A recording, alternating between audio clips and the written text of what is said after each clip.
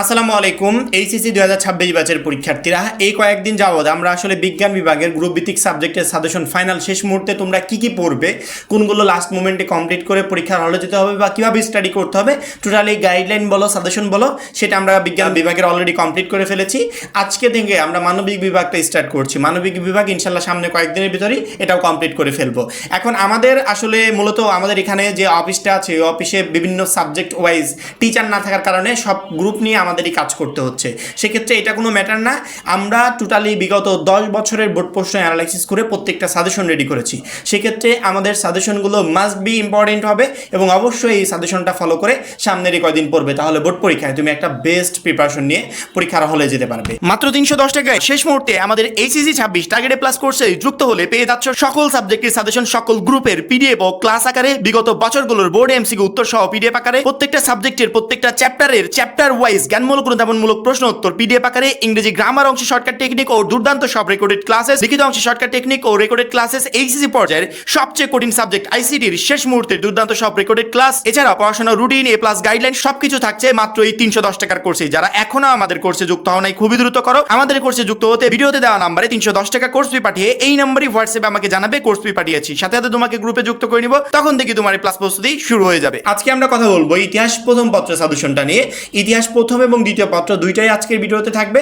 Last মোমেন্টে কোন কোন চ্যাপ্টারগুলো গুরুত্বপূর্ণ, কারণ আমাদের হাতে এত সময় নাই, আমি যদি চাই ফুল সিলেবাস কমপ্লিট করব সেটা কখনো পসিবল না। এই জন্য আমাকে শর্ট সিলেবাসটা কন্টিনিউ করতে হবে, যে শর্ট সিলেবাসের জন্য লাস্ট মোমেন্টে শুধুমাত্র অল্প কয়েকটা চ্যাপ্টার পড়বো এবং ওই চ্যাপ্টারগুলো কিভাবে পড়বো, কোন জায়গা থেকে প্রশ্ন উত্তরগুলো পড়বো বা কোন কোশ্চেনগুলো পড়ে গেল এখান থেকে পরীক্ষার হলে কমন থাকবে, totally A to Z information থাকবে আজকের ভিডিওতে। এই মুহূর্তে স্ক্রিনে একটু খেয়াল করে দেখো, ইতিহাস প্রথম পত্রের জন্য আমাদের টোটালি 8টা চ্যাপ্টার আছে এবং আমাদের 100 মার্কের পরীক্ষা হবে। 11টা সৃজনশীল প্রশ্ন থাকবে, যেখান থেকে 7টা প্রশ্নের অ্যান্সার করতে হবে। এখন আমি যদি মনে করি যে আমি 8টা অধ্যায় পড়বো, তাহলে তো সব কিছুই কমন। তবে এই 8টা অধ্যায় আমি যদি একটা সাবজেক্টের পড়তে চাই, এভাবে আমার কতগুলো সাবজেক্ট আছে, প্রত্যেকটা সাবজেক্টের এভাবে ফুল সিলেবাস কমপ্লিট করা সম্ভব না। বা আমি যদি মনে করি 8টা অধ্যায় পড়বো, তাহলে হয়তো বা সামনের এই কয়েকদিন শুধুমাত্র ইতিহাস প্রথম এবং দ্বিতীয় পত্রে কেটে যাবে, বাদ বাকি সাবজেক্টগুলো প্রিপারেশন নিতে পারবো না। এই জন্য আমরা অল্প কিছু চ্যাপ্টার পড়ে যাব, যেগুলো 26-এর জন্য সবচেয়ে ইম্পর্টেন্ট, যেগুলো থেকে কোশ্চিন আসবে, সেগুলো সামনের এই কয়েকদিন পড়লে ইনশাল্লাহ ভালো মতো একটা প্রিপারেশন নিতে পারবো। সৃজনশীলের 70 নাম্বারের অ্যান্সার করার জন্য বা 7টা প্রশ্ন কমন পাওয়ার জন্য তোমাকে 1 থেকে 8 অধ্যায়ের ভিতর প্রথমত তুমি 1 নাম্বার অধ্যায়টা দেখো, ভারতবর্ষের ইউরোপীয়দের আগমন, ইংরেজি আধিপত্য প্রতিষ্ঠা, এই অধ্যায়টা মাস্ট বি ইম্পর্টেন্ট, এটা পড়বে। 2 নাম্বার ইংরেজ ঔপনিবেশিক শাসন, কোম্পানি আমল, এই অধ্যায়টা গুরুত্বপূর্ণ, এটাও পড়বে। 3 নাম্বার ইংরেজ ঔপনিবেশিক শাসন, ব্রিটিশ আমল, এই অধ্যায়টাও গুরুত্বপূর্ণ, এটাও পড়বে। 4 নাম্বার পাকিস্তানি আমলে ভাষা আন্দোলন ও এর গতি প্রকৃতি। পরবর্তীতে 6 নাম্বার অধ্যায়টা দেখো, বাংলাদেশের স্বাধীনতা ঘোষণা ও মুক্তিযুদ্ধ। অর্থাৎ 1, 2, 3, 4, 5 এবং 6 নাম্বার অধ্যায়, এই 6টা অধ্যায় কোনো শিক্ষার্থী যদি লাস্ট মোমেন্টে কমপ্লিট করতে পারে, তাহলে এখান থেকেই 7 থেকে 8টা প্রশ্ন পরীক্ষার হলে সে ইজিলি কমন পেয়ে যাবে। মানে মিনিমাম 7টা প্রশ্ন তুমি কমন পাবে, এর পরবর্তীতে 8টা প্রশ্ন এই 6টা অধ্যায় থেকে ইনশাল্লাহ কমন চলে আসবে।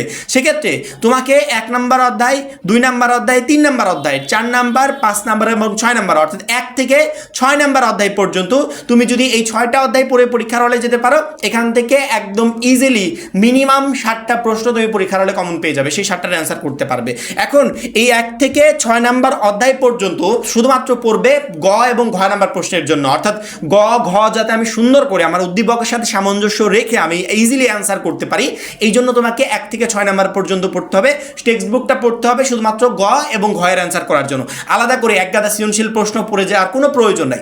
শুধুমাত্র টপিকগুলো মনে রাখবে, অর্থাৎ তোমার যে টেক্সট বুকটা আছে, যে বইটা 2 বছর যাবত পড়েছো, ওই বই থেকে 1 থেকে 6 নাম্বার যে অধ্যায়ভিত্তিক আলোচনাগুলো আছে, এই আলোচনাগুলো মনে রাখবে যাতে তুমি গ এবং ঘ নাম্বার প্রশ্নের অ্যান্সার করতে পারো। আর ক খর জন্য এই মুহূর্তে স্ক্রিনের দিকে খেয়াল করে দেখো, এখানে আমাদের প্রত্যেকটা চ্যাপ্টারের ক জ্ঞানমূলক প্রশ্নের পিডিএফ আছে, অর্থাৎ তোমার পরীক্ষায় ক নাম্বার প্রশ্নে যে কোশ্চেনগুলো আসতে পারে, সেই টোটাল গুরুত্বপূর্ণ কোশ্চেনগুলো নিয়ে আমরা পিডিএফ রেডি করেছি। শুধুমাত্র 1টা 2টা না, প্রত্যেকটা চ্যাপ্টারের আছে। তুমি যেই চ্যাপ্টারই পড়ো না কেন, সেই চ্যাপ্টার রিলেটেড জ্ঞানমূলক প্রশ্নগুলো পাবে। সেমভাবে অনুধাবনমূলক প্রশ্নের পিডিএফও আমাদের আছে, তুমি সেমভাবে অনুধাবনমূলক প্রশ্নের পিডিএফও পাবে। অর্থাৎ ক নাম্বার প্রশ্ন এবং খ নাম্বার প্রশ্নের জন্য আমরা যে পিডিএফগুলো তোমাকে দিয়েছি আমাদের 310 টাকার কোর্সে, ওই পিডিএফগুলো সংগ্রহ করবে শুধুমাত্র এই সাবজেক্ট না, অল সাবজেক্টে ওই পিডিএফগুলো থেকেই তুমি ক খ প্রশ্ন কমন পাবে, ওই পিডিএফগুলো থেকে তোমার ক খ কমন। এবং লাস্ট মোমেন্টে সবগুলো চ্যাপ্টার না পড়ে 1 থেকে 6 number chapter related text book থেকে শুধুমাত্র ইনফরমেশনগুলো চ্যাপ্টার ওয়াইজ ইনফরমেশন মাথায় করে নিয়ে পরীক্ষার হলে যেতে হবে, তাহলে গ ঘ প্রশ্নের অ্যান্সারও আমি একদম সহজে সহজে করতে পারবো। অর্থাৎ ক খ গ ঘর জন্য আমরা যে সাজেশনটা দিচ্ছি জাস্ট এটা সামনের কয়েকদিন ফলো করবে ইনশাল্লাহ। সৃজনশীলের এই 70 মার্ক নিয়ে আপাতত তোমার কোনো টেনশন থাকবে না। টেনশন থাকতে পারে বহু নির্বাচনে 30 নিয়ে। আমরা প্রত্যেকটা সাবজেক্টের ক্ষেত্রে শিক্ষার্থীদেরকে বলি যে বহু নির্বাচনের থিওরি ওই একটাই, তোমাকে তোমার টেক্সট বুকটা আগে কমপ্লিট করতে হবে, দেন বিগত কয়েক বছরের বোর্ড প্রশ্ন সলভ করতে হবে। তারপরেও যদি তোমার এক্সট্রা টাইম থাকে তুমি গাইড টেস্ট পেপারে যে এমসিকিউগুলো আছে সেগুলো পড়তে পারো। তবে কোনো শিক্ষার্থী যদি তার টেক্সট বুকটা সুন্দর মতো কমপ্লিট করে পরীক্ষার হলে যেতে পারে এবং বিগত কয়েক বছরের বোর্ড কোশ্চেনগুলো সলভ করে যেতে পারে, আমার মনে হয় না যে এমসিকিউর জন্য এর বাইরে এক্সট্রা কোনো কিছু পড়তে হবে। তুমি যদি আমাকে বলো ভাইয়া বিগত কয়েক বছরের বোর্ড প্রশ্ন আপনাদের যে কোর্সে দেওয়া আছে এগুলো পড়তে চাই, শুধুমাত্র এগুলো পড়তে হবে না, ওইগুলো আমরা দিয়েছি প্র্যাকটিসের জন্য, যাতে লাস্ট মোমেন্টে ওইগুলো থেকে প্র্যাকটিস করতে পারো। কিন্তু তোমার মেইন প্রিপারেশন হবে তোমার টেক্সট বুক থেকে। কেউ যদি টেক্সট বুক কমপ্লিট করা ছাড়া অন্য কোনো মাধ্যমে প্রিপারেশন নিয়ে যাও, আমি কখনো তোমাকে গ্যারান্টি দিতে পারবো না যে তুমি পরীক্ষার হলে পাস করতে পারবে। মানে 30টার ভিতর 30টা দূরের কথা, পাস করতে পারবে কিনা এই নিশ্চয়তা আমি তোমাকে দিতে পারবো না।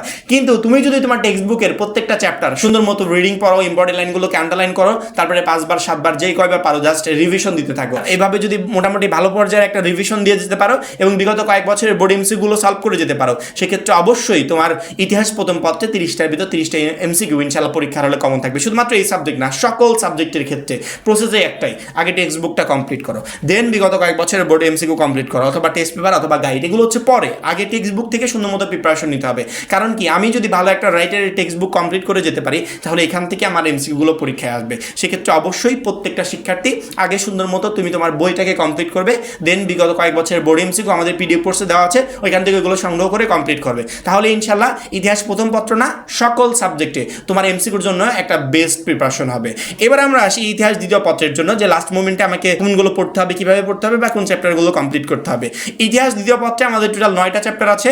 1 নম্বরে শিল্প বিপ্লব, 2 নম্বর ফরাসি বিপ্লব, 3 নম্বর প্রথম বিশ্বযুদ্ধ এবং ভার্সাই সন্ধি ও লিগ অফ নেশনস, 4 নম্বর বলশেভিক বিপ্লব, 5 নম্বর হিটলার ও মুসলিমদের উত্থান এবং দ্বিতীয় বিশ্বযুদ্ধ, 6 নম্বর জাতিসংঘ ও বিশ্বশান্তি, 7 নম্বর স্নায়ুযুদ্ধ, পুঁজিবাদ ও সমাজতান্ত্রিক বিশ্বের দ্বন্দ্ব, 8 নম্বর স্নায়ুযুদ্ধ পরবর্তী বিশ্ব, 9 নম্বর বর্ণবাদ বিরোধী আন্দোলন। এই টোটাল 9টা চ্যাপ্টারের ভিতর কোনো শিক্ষার্থী যদি পরীক্ষার হলে 6টা চ্যাপ্টারও কমপ্লিট করে যায়, মানে 9টার ভিতর যদি 6টা চ্যাপ্টার কমপ্লিট করে যায়, তারপরেও সে সহজে পরীক্ষার হলে 7 সেট প্রশ্ন একদম ইজিলি কমন পেয়ে যাবে।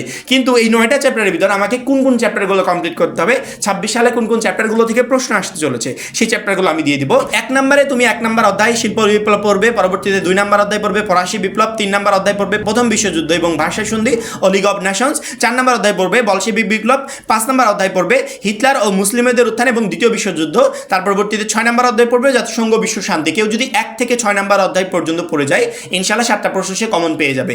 এবং এর সাথে যদি তুমি ইনক্লুড করে 7 নম্বর অধ্যায় পর্যন্ত পড়ে যাও তাহলে 1 থেকে 7 নম্বর অধ্যায় পর্যন্ত ইনশাআল্লাহ তুমি 8 সেট সৃজনশীল প্রশ্ন পরীক্ষার হলে কমন পাবে। এর ভিতর থেকে তোমার যেই 7টা ভালো লাগে সেই 7টা প্রশ্নের অ্যান্সার পরীক্ষার হলে একদম ইজিলি করতে পারবে।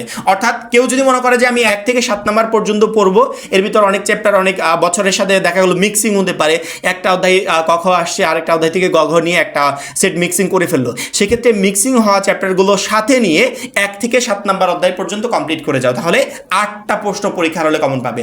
এই 8টার ভিতর থেকে যেই 7টা ভালো লাগে সেই 7টার অ্যান্সার করে তুমি পরীক্ষার হলে যাবে। অর্থাৎ লাস্ট মোমেন্টের যে 9টা চ্যাপ্টার আছে এর ভিতরে 1 থেকে 7 নম্বর অধ্যায় পর্যন্ত তুমি কমপ্লিট করো, ইনশাআল্লাহ এগুলো কমপ্লিট করলে 8টা প্রশ্ন তোমার পরীক্ষার হলে কমন থাকবে। অর্থাৎ সবগুলো চ্যাপ্টার তোমাকে পড়তে হচ্ছে না, শুধুমাত্র ইতিহাস না, এভাবে প্রত্যেকটা সাবজেক্টে লাস্ট মোমেন্টে কোন কোন চ্যাপ্টারগুলো বাদ দিবে কোনগুলো রাখবে এগুলো আমরা দিয়ে দিচ্ছি, যাতে শিক্ষার্থীরা শেষ মুহূর্তে বেস্ট একটা প্রিপারেশন নিতে পারে অল্প সময়ে। এবং এই চ্যাপ্টারগুলো পড়বে প্রথম পত্রের মতো শুধুমাত্র গ এবং ঘ নাম্বার প্রশ্নের জন্য। অর্থাৎ চ্যাপ্টার ওয়াইজ যে ইনফরমেশনগুলো এগুলো মাথায় নিয়ে যাবে, যাতে ওই অধ্যায় রিলেটেড আমার উদ্দীপকে যেটা আছে আমি অধ্যায় রিলেটেড ইনফরমেশনগুলো দিয়ে ক এবং ঘ নাম্বার প্রশ্নের অ্যান্সার একদম ইজিলি করতে পারি। আর ক খর জন্য প্রথম পত্রের মতো দ্বিতীয় পত্র আমাদের পিডিএফ আছে, জ্ঞানমূলক অনুধাবনমূলক প্রশ্নের পিডিএফ। আমাদের পিডিএফে থাকা ওই কোশ্চেনগুলো যদি স্টাডি করে পরীক্ষার হলে যেতে পারো তাহলে ওইখান থেকে তোমার ক এবং খ নাম্বার প্রশ্ন কমন চলে আসবে। আর গ ঘর জন্য এই 1 থেকে 7 নাম্বার চ্যাপ্টার পর্যন্ত সুন্দর করে চ্যাপ্টার ওয়াইজ ইনফরমেশনগুলো মাথায় নিয়ে যাবে, তাহলে তোমার ইতিহাস দ্বিতীয় পত্রে ইনশাআল্লাহ 70 নাম্বার নিয়ে কোনো টেনশন থাকবে না। আর এমসিকিউর জন্য অবশ্যই টেক্সট বুকের কোনো বিকল্প নাই। তুমি যদি বলো ভাইয়া এর অন্য কোনো বিকল্প বলে দেন, আমি কোনো বিকল্প তোমাকে দেখাতে পারবো না। কেউ যদি দেখায় তাহলে সেভাবে তুমি পড়তে পারো, তবে সেই গ্যারান্টি থাকবে তোমার। তবে আমি কখনো কোনো শিক্ষার্থীকে বলবো না যে তুমি তোমার টেক্সট বুকটা রেখে গাইড টেস্ট পেপার এগুলোর দিকে ফোকাস দাও, এগুলোর ফোকাস পরে। আমি আমার টেক্সট বুকটা সুন্দর মতো এই 9টা অধ্যায় সুন্দর মতো কমপ্লিট করতে পেরেছি কিনা, রিডিং পড়তে পেরেছি কিনা, ইম্পর্টেন্ট লাইনগুলোকে আন্ডারলাইন করতে পেরেছি কিনা, বারবার করে রিভিশন দিতে পেরেছি কিনা, এইগুলো যখনই আমি নিশ্চিত হব দেন আমি বিগত বছর বছরের বোর্ড প্রশ্ন হোক, টেস্ট পেপার হোক, গাইড হোক, এগুলো তখন পড়বো। এইভাবে যদি কেউ এমসিকিউর জন্য প্রিপারেশন নিতে পারে, এমসিকিউর জন্য আর কোনো কিছু প্রয়োজন হয় না। এমসিকিউর জন্য এইভাবেই তুমি একটা বেস্ট প্রিপারেশন নিতে পারবে, সেটা শুধুমাত্র এই সাবজেক্ট না, অল সাবজেক্টের ক্ষেত্রে। এই হচ্ছে আমাদের ইতিহাস প্রথম এবং দ্বিতীয় পত্রের ফাইনাল সাজেশন বা ফাইনাল গাইডলাইন, যেটা তুমি বলতে পারো, যেগুলো তোমাকে লাস্ট মোমেন্টে ফলো করতে হবে। আশা করি প্রত্যেকটা শিক্ষার্থী বুঝতে পেরেছো। আর যারা এখনও আমাদের মানে পিডিএফের জন্য, আমাদের সকল সাবজেক্টের যে পিডিএফগুলো আছে, এই পিডিএফের জন্য আমাদের পিডিএফ কোর্সে যুক্ত হও নাই, খুবই দ্রুত যুক্ত হয়ে যাবে। কারণ কি, আমাদের একটা কোর্সে তোমাকে প্রত্যেকটা সাবজেক্টে এই প্লাস প্রিপারেশন নিতে প্রচণ্ড পরিমাণে হেল্প করবে। সবাই ভালো থাকবে, সুস্থ থাকবে, আল্লাহ হাফেজ।